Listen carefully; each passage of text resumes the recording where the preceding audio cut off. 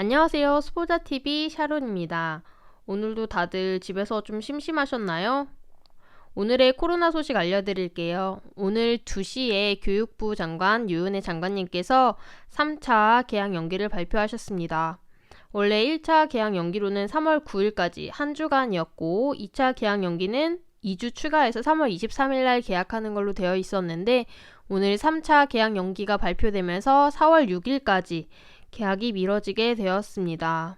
청소년 감염자가 500명을 넘어섰고 또한 코로나가 완전히 종식되지 않은 상황에서 학교가 개학하는 것은 좀 무리가 있다고 판단이 되었다고 합니다. 또 덧붙여서 수능과 또 학사 일정에 대한 구체적인 언급은 없었지만 어쨌든 일정이 조금씩 조정될 수 있다는 이야기도 해주셨는데요. 올 한 해는 학교에서 보내는 시간이 어느 해보다 좀 짧아지고 또 좀 컴팩트 있는 학사 일정이 운영될 거라고 예상이 됩니다. 그래도 우리는 각자의 자리에서 힘내야겠죠? 오늘 12강도 함께 달려봅시다.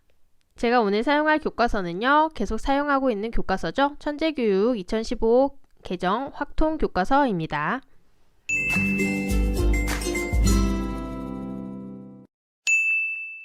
네, 오늘 12강에서는 드디어 2단원 확률 기본적인 내용부터 한번 들어가 보도록 할게요.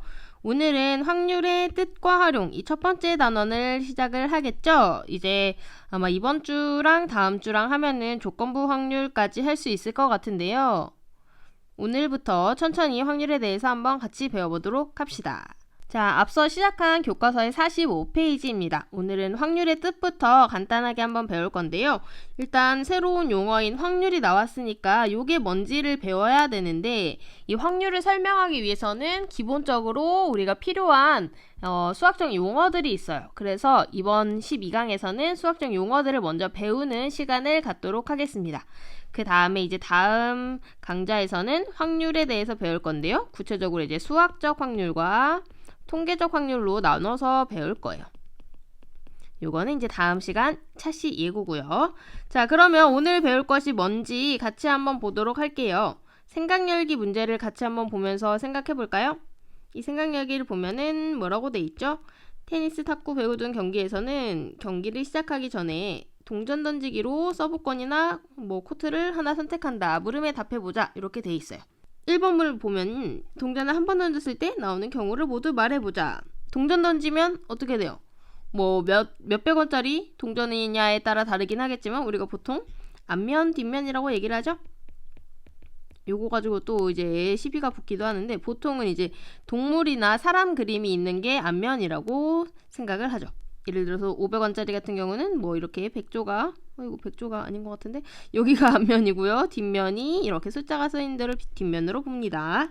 그 다음에 2번 문제도 같이 한번 읽어볼게요. 동전 던지기와 같이 우연에 의해서 결정되는 또 다른 실험을 말해보자. 어떤 게 있을까요? 던져서 딱 나오는 결과. 여러분 생각나는 거 있으세요? 그쵸? 주사위 던지기 같은 게 있어요. 보통 주사위는 몇 회부터 몇 가지 눈이 있나요? 이렇게 점으로 보통 이렇게 찍혀 있는데 1에서부터 6까지 눈이 있는 주사위 던지기도 이런 실험이 될 수가 있다. 자, 그래서 지금부터는 조금 집중을 해주셔야 됩니다. 지금부터 이제 4가지 용어에 대해서 쫘라라락 나올 건데요. 일단은 설명을 한번 보고 여기서 한번 생각을 해보고 어떤 새로운 용어들이 나오는지 한번 찾아보세요. 어떤 용어들이 있나요? 일단 첫 번째 갈색으로 써진 이 시행이라는 게 있고요. 그 다음에 표본 공간 하나 있고요. 사건 있고 근원 사건 있고 이렇게 4개에 대해서 먼저 배울 겁니다. 오늘 배울 용어는 총 6가지인데요. 그 중에 4개가 이 앞쪽에 나와 있습니다. 그러면 뭐를 시행, 표본 공간, 사건, 근원 사건이라고 하는지 천천히 한번 읽어볼게요. 첫 번째 줄부터 같이 한번 읽어보면요. 주사위나 동전을 던지는 것과 같이 동일한 조건 아래에서 여러 번 반복할 수 있으며 그 결과가 우연에 의해서 결정되는 실험이나 관찰을 시행이라고 한다. 그 결과가 우연히 이렇게 나오는 게 시행이래요.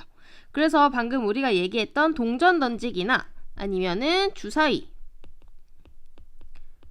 던지기 같은 게 다 이제 시행이라고 할 수가 있겠죠. 자, 그 다음에 그 밑에 줄을 같이 한번 보면요.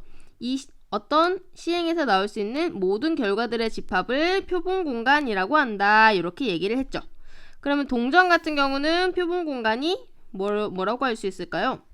앞면, 뒷면 이렇게 나오는 게 있겠죠.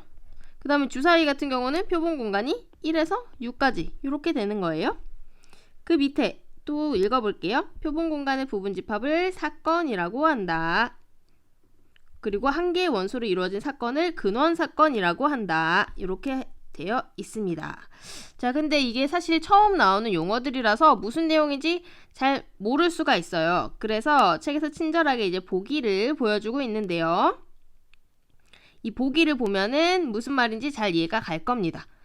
실제로 이제 문제를 풀 때도 시행이 뭐냐, 표본 공간이 뭐냐, 뭐 이렇게는 잘은 안 물어보고 어떤 시행에서 뭐로 이렇게 주어져 있을 때 어떤 사건은 무엇인가, 뭐 사건 A의 원소는 무엇인가 이렇게 많이 물어보기 때문에 너무 당황하지 말고 많이 보다 보면은 아, 이게 이런 개념이구나 이렇게 알 수 있을 거예요.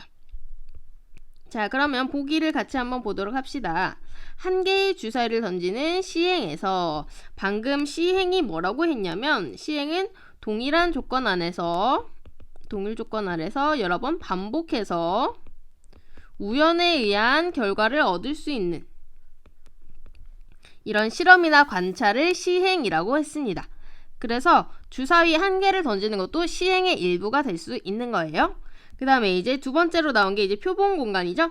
표본 공간은 보통 이제 S로 표현을 하는데요. S는 주사위 한 번 던지면 1에서 6까지 나올 수 있잖아요. 그래서 1에서 6까지 이렇게 돼 있는 집합이다. 우리가 지난 시간에 11강에서 선생님이 집합 용어에 대해서 간단히 정리해줬던 거 기억나시나요? 이제 여기서 집합의 개념이 쓰이기 때문에 미리 11강에서 조금 생각을 해본 건데요. 이렇게 집합이기 때문에 기호를 이용해서 어떤 기호? 이 중괄호를 이용해서 원소를 나열하는 걸로 이렇게 표현을 해줬습니다. 얘가 표본 공간이고 그 다음에 이 사건은 표본 공간의 부분 집합이라고 했죠. 부분 집합이라고 하는 거는 여기 있는 원소들 중에서 일부만 이렇게 또는 아무것도 없을 수도 있고 다 가져올 수도 있고 이렇게 일부를 가져온 게 사건이라고 했어요. 그래서 사건은 보통 이렇게 A, B, C 이런 대문자의 대문자 알파벳으로 써줍니다. 그래서 A는 짝수는 이 중에서니까 2, 4, 6만 있고 이것도 마찬가지로 중괄호로 이렇게 표시를 해줬다. 요거 보시면 되겠고요. 그 다음에 네 번째로 나온 근원 사건 있습니다. 근원 사건은 뭐였어요? 근원 사건은 사건 중에서 한 개의 원소로 이루어진 사건이에요. 한 개의 원소로 이루어진 사건. 한 개의 원소로 이루어진 사건이라고 하는 거는 아까 우리가 S를 구했잖아요. 그쵸? 여기 있는 요 S의 원소들을 하나씩만 따로 떼와가지고 이렇게 써준 게 이제 근원 사건이다 이런 얘기예요. 그럼 하나니까 하나, 1만 있는 거, 2만 있는 거 각각이 이제 근원 사건이 되는 겁니다. 3만 있는 거, 4만 있는 거, 5만 있는 거, 6만 있는 거 이렇게. 요게 근원 사건이다. 그래서 여러분이 이제 시행, 표본 공간, 사건, 근원 사건에 대해서 배워보았습니다. 이게 이제 문제에서 어떻게 사용되는지 밑에 문제 1번을 풀면서 같이 한번 생각을 해볼게요. 자, 이번에는 가위바위보라고 나와 있죠. 가위바위보도 사실은 뭔가 우연에 의해서 결정이 되기는 하죠. 어쨌든 두 사람이 뭐를 낼지가 모르고 어떤 사람이 이길 수도 있고 질 수도 있고 비길 수도 있고 이렇게 되는 거잖아요. 그래서 여기서도 가위바위보도 이제 시행이라고 봤습니다. 시행은 이미 알려주죠. 그 다음에 여기서 표본 공간과 사건에 대해서 물어보고 있어요. 표본 공간은 뭐였죠? 표본 공간이라고 하는 거는 어떤 시행에서 나올 수 있는 모든 결과를 얘기를 해요. 모든 결과. 모든 결과들의 집합을 얘기를 하니까 일단 얘도 써줄 때 아까 그 기호 뭐였는지 기억나세요? 표본 공간은 S를 사용했었습니다. 그래서 얘를 S 이렇게 써주고 가위바위보 할 때 어떻게 낼 수가 있어요? 가위나 그죠? 바위나 보 이렇게 낼 수 있죠. 저는 앞자만 따서 간단하게 쓸게요. 그러면 낼 수 있는 게 첫 사람이 가위 냈을 때 뒤에 사람 가위 낼 수도 있고 또 가위 냈을 때 바위 낼 수도 있고 가위 냈을 때 보 낼 수도 있고 또 어떤 경우가 있어요. 앞사람이 바위 냈을 때 뒷사람이 이제 가위 바위보 다 낼 수가 있죠. 바위 바위 바위 이게 말하는 게 좀 헷갈리네요. 그 다음에 맨 앞 사람이, 첫 번째 사람이 보냈을 때도 뒷사람은 가위, 바위, 보 이렇게 다 낼 수가 있죠. 바보도 있네. 어쨌든 이렇게 해가지고 몇 가지예요. 총 9가지 있는 거를 어떤 거에다 넣어주면 된다. 이렇게 충가로 이용해서 넣어주시면 됩니다. 제가 자리가 좁아서 이렇게 세 줄로 나타냈지만 한 줄로 쭉 써주셔도 됩니다. 표본 공간은 이렇게 9개를 써주시면 되겠고요. 자, 그 다음에 그 중에서 두 사람이 비기는 사건이라고 2번에서 물어봤죠. 사건은 뭐였어요? 사건은 표본 공간의 부분 집합이었죠. 부분 집합인데 요 조건을 만족하는 이 원소들을 꺼내주면 돼요. 두 사람이 비긴다. 어떤 경우에 우리가 비긴다고 해요? 그쵸? 같은 거를 냈을 때 비긴다고 하죠. 그럼 오른쪽에 선생님이 쓴 거에서 한번 같이 찾아볼까요? 그럼 어떤 게 비기는 거예요? 가위, 가위 냈을 때, 바위, 바위, 보 냈을 때 요게 비기는 거죠. 그래서 요것만 이렇게 끌어냈을 때 요게 이제 2번에서 써주는 원하는 사건이다. 이렇게 되겠습니다. 그리고 얘를 사건은 보통 선생님이 A, B, C, D 이런 걸로 쓴다고 했죠. 얘를 사건을 A라고 지칭을 하면 이제 A라는 집합에 대해서 이렇게 써줄 수가 있어요. 가위, 가위, 바위, 바위, 보 이렇게 써주시면 되겠습니다. 얘는 사실 조금 쓰기가 좀 번거로운 친구였는데요.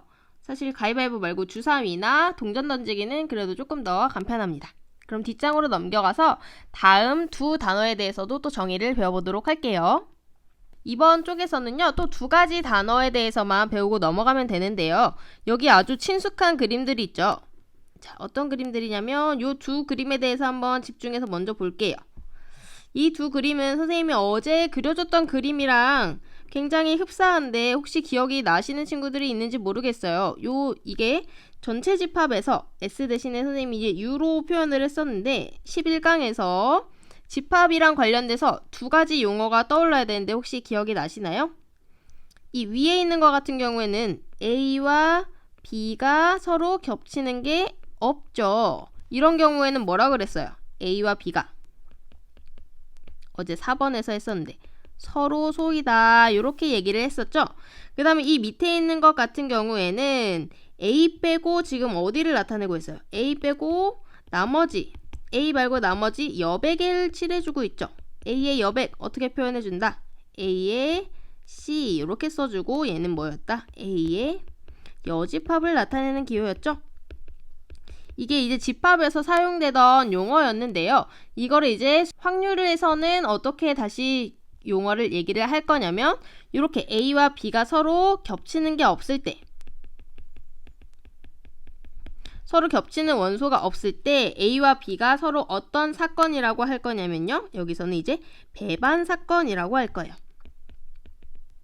배반 사건이다 서로 이렇게 얘기를 해줄 거고요. 그 다음에 A가 아닌 A 빼고 나머지 전체에 대해서 A의 여집합 말고 이제 뭐라고 해줄까요? 여사건이라고 해줄 거예요.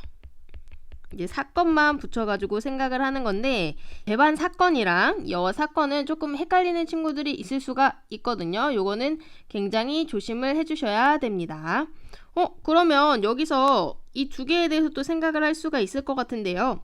A와 A의 여집합은 서로 겹치는 게 있을까요? 없을까요? 겹치는 게 없죠. 그래서 위에서처럼 다시 뭐라고도 쓸 수 있어요? 배반 사건이다 이렇게도 표현을 할 수가 있겠네요. A와 A의 여사건은 배반 사건이다 이렇게. 자, 그러면 왼쪽으로 다시 넘어와서 정확히 용어로는 어떻게 설명이 되어 있는지 한번 보도록 합시다. 첫 줄부터 천천히 같이 한번 읽어볼게요.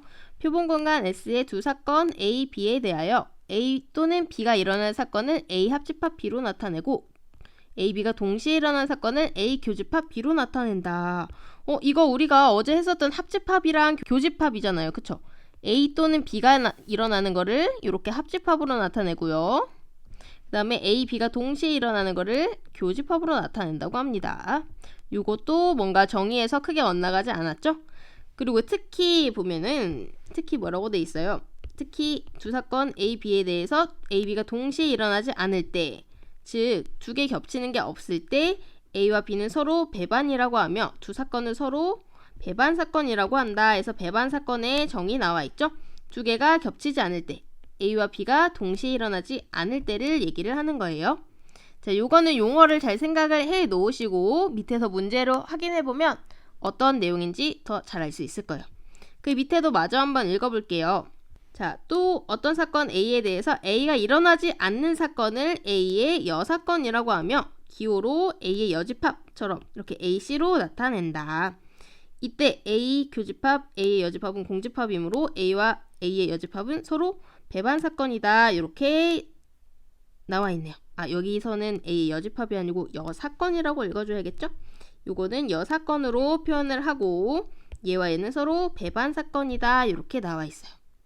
자, 여기서는 크게 여사건과 배반 사건 두 개에 대해서 배워봤는데 이 그림으로 같이 생각을 하는 게 일단은 좀 기억하기가 쉬울 것 같고요.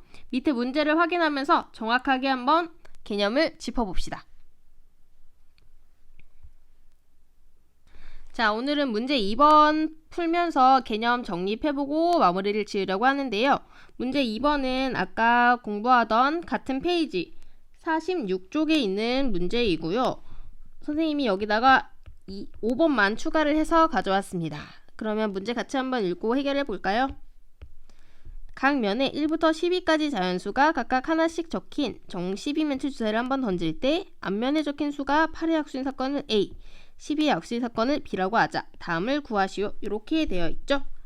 자, 그러면 12까지의 자연수가 하나씩 적힌 이런 주사위가 있다고 합니다. A랑 B가 주어져 있는데 A, B가 먼저 한번 구해봐야 될 것 같아요. 그쵸? 어디까지 끊어야 돼요? 여기 윗면에 적힌 수가 8의 약수인 사건을 A. 자, 그러면은 A라는 이 친구는 여기 같이 한번 해볼게요. A라는 이 친구는 어떻게 된 거냐면 X바 X는 8의 약수 이렇게 써준 거랑 똑같아요. 8의 약수는 뭐가 있죠?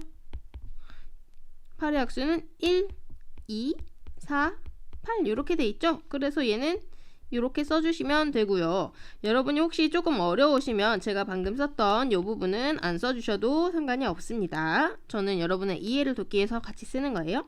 그 다음에 B도 마저 구해볼게요. B는 뭐라고 돼 있어요? 12의 약수다. 12의 약수는 어떻게 구하죠? 곱해서 12가 되는 거 하나씩 찾아보면 1, 12 있고요. 또 2, 6 있죠? 그 다음에 3, 4 이렇게 되겠네요. 자, 이거에 대해서 이제 교집합, 합집합, 여집합 그 다음에 4번은 그렇죠. 어제 배웠던 드모르간의 법칙입니다. 5번 배반 사건인 것까지 한번 확인을 해보도록 할게요. 자, 그러면은 요거는 사실 그 정의를 잘 알고 있어야 풀 수 있는 문제인데요. 1번 같은 경우는 어때요? 1번은 교집합이죠. 얘는 교집합이고 그 그림에서 나타내면 어디를 나타내는 거냐면 이렇게 이제 전체 집합이랑 뭐 A, B 이렇게 되어 있을 때 요 사이를 나타내는 거예요. 그쵸? 여기 사이. 여기 사이. 그래서 얘는 이렇게 그 큰 그림에서 봤을 때 어떻게 생각하면 좋냐면요. 요렇게 뒤집어진다 이렇게 생각을 하면 좀 편해요. 그 다음에 합집합 같은 경우는 어떻게 생각하면 될까요? 합집합은 일단 여기다 작게 선생님이 그림을 그려놓으면요. 어디를 나타내는 거냐면 여기 전체를 나타내는 거고요. 아이고 잘 안 칠해졌나요? 자, 여기 전체를 나타내는 거고요. 그 다음에 그림에서는 어떻게 생각하면 편하냐면 A, B 이렇게 있을 때 합집합이니까 이렇게 다 담아준다 이렇게 생각하면 돼요. 자, 그러면은 1번 같은 경우는 두 개의 교집합이니까 공통적으로 속하는 부분을 얘기를 합니다. 공통적으로 속하는 부분. 그럼 공통적으로 들어있는 원소가 밑에서 찾아보면은 누가 있어요? 공통적으로 1, 2, 4 이렇게 들어있죠? 그래서 1번은 답이 어떻게 된다? 1, 2, 4 이렇게 써주시면 됩니다. 이거 지워주고 답으로 써줄게요. 교집합은 어떻게 된다? 1, 2, 4 이렇게 써주시면 되겠습니다. 자, 그 다음에 합집합 같은 경우는 A랑 B랑 몽땅 담는 거죠. 몽땅 담는 거니까 이것도 한쪽으로 치워주고 그림을 그려줄게요. 자, 써줄게요. 그러면은 몽땅 담는 거니까 일단 A에 있는 거 여기 있는 거 다 담고 B에 있는 것도 다 담으면 돼요. 그러면 어떻게 써주면 돼요? 1, 2, 3, 4, 6, 8, 12 이렇게 다 담아지게 되겠죠. 자, 그 다음에 3번 같은 경우는 A의 여집합이다 이렇게 돼 있죠. 여집합은 A 빼고 나머지 다 A의 여백이었으니까 A가 지금 누구예요? A가 1, 2, 4, 8이었죠? 1, 2, 4, 8 빼고 나머지 다 써주면 돼요. 그럼 누가 있을까요? 1, 2, 3, 그 다음에 4 있으니까 5, 6, 7, 그 다음에 8 있고 9, 10, 아이고 자리가 없네요. 11, 12까지 이렇게 써주시면 되겠습니다. 자, 그 다음에 4번은 선생님이 어제도 조금 강조를 했었는데 4번은 여기 자리가 없으니까 밑에다 써줄게요. A의 여집합, 합집합, B의 여집합. 얘는 요거랑도 같이 생각하면 좋아요. 이렇게 쓰니까 좀 기억이 나시나요? 요거는 드모르간의 법칙이죠. 자, 그래서 4번 같은 경우, 원래 문제 같은 경우는 괄호 이용해서 어떻게 써줄 수 있어요? 밖에 C 하나, A, B 써주고 여기 있는 합집합이 뒤집어져서 교집합 이렇게 되는 거죠. 그러면은 교집합 빼고 나머지 전체니까 어떤 거를 참고해주면 돼요? 여기 요 1번을 참고해주면 되겠죠. 1, 2, 4 여기 안에가 1, 2, 4니까 1, 2, 4 빼고 나머지 전부. 그러면 누가 있어요? 3, 5, 6, 7, 8, 9, 10, 11, 12 이렇게 되겠죠. 자, 그 다음에 선생님이랑 같이 써준 요것도 같이 한번 구해볼게요. 얘도 드모르간의 법칙 이용해서 고쳐주면은 A 합집합 B의 여집합. 요거는 뭐를 생각해주면 돼요? 그렇죠. 여기 요 2번 가지고 생각해주면 되겠죠. 2번 A 합집합 B가 1, 2, 3, 4, 6, 8, 10이니까 요거 빼고 나머지 써주면 돼요. 그럼 누가 있을까요? 1, 2, 3, 4 있으니까 5, 6은 저기 있고요. 7, 9, 10, 11 이렇게 되겠네요. 자, 4번에 조금 추가적인 문제까지 같이 봤습니다. 그럼 마지막 A와 B는 배반 사건인가 요것만 생각해보고 이제 마치면 되겠네요. A와 B는 배반 사건일까요? 배반 사건은 아까 뭐라 그랬어요? 배반 사건은 서로 사이가 틀어져서 겹치는 게 없는 거예요. 이렇게. 근데 얘는 겹치는 게 있었죠. 그렇기 때문에 배반 사건이다 아니다. 배반 사건이 아니다. X에다가 동그라미를 쳐주시면 되겠습니다. 자, 이렇게 해서 오늘은 여사건, 배반 사건에 대해서 또 알아봤는데요.